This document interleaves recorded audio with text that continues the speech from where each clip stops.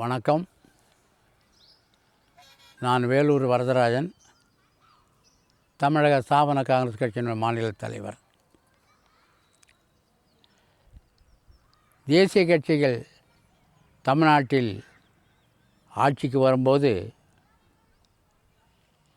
சென்னை தலைநகரை செங்கல்பட்டுக்கு மாற்ற வேண்டும் என்று 1971 தேர்தலில் பெருந்தலைவர் காமராஜ் தேர்தல் அறிக்கையிலே கொடுத்திருந்தார்.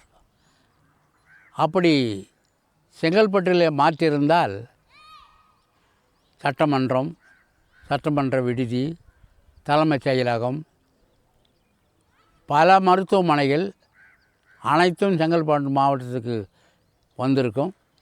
விமான நிலையம் வந்திருக்கும். நம்முடைய 1967 இரேந்திர தேசாய், மொரார்ஜி தேசாயினுடைய சிஷ்யர் இரேந்திர தேசாய் அவர்கள் அகமதாபாத்திலிருந்து காந்தி நகருக்கு தலைநகரை மாற்றினார். அதை 69-70 நாங்கள் எல்லாம் சென்று பார்த்தோம். அந்த எண்ணத்தில் பெரியவர் காமராஜர் அவர்களும் சென்னையில் இருந்து தலைநகரை செங்கல்பட்டு மாவட்டத்துக்கு மாற்ற வேண்டும் என்ற தேர்தல் அறிக்கையிலே குறிப்பிட்டிருந்தார். அப்படி மாற்றியிருந்தால் சென்னையில் இருக்கும் வாழக்கூடிய மக்கள் இவ்வளோ பெரிய வெள்ளப்பெருக்கினாலையும் வறட்சினாலையும் போக்குவரத்து நெரிசலும் சுகாதார சீர்கேடும் மக்கள் நெருக்கமும் ஏற்படாமல் வாழ்ந்திருப்பார்கள். எனவே வரும் தேசிய கட்சிகள் தமிழ்நாட்டுக்கு ஆட்சிக்கு வரும்போது செங்கல்பட்டுக்கு தலைநகரை மாற்ற வேண்டும். தெற்கு மேற்கு பகுதிகளுக்கு ஒரு பெரிய பேருந்து நிலையம் அமைக்க வேண்டும். விமான நிலையம் அமைக்க வேண்டும். மகாபலிபுரத்திற்கு ஒரு செயற்கை துறைமுகத்தை அமைக்க வேண்டும். பாம்பேயில் இருந்து கப்பல் மூலியமாக கல்கத்தா வரை மக்கள் பயணிகள் செல்வதற்கு கப்பலை பயன்படுத்த வேண்டும்.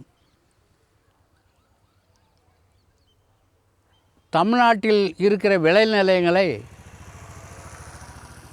சாலைகள் அமைப்பதற்கோ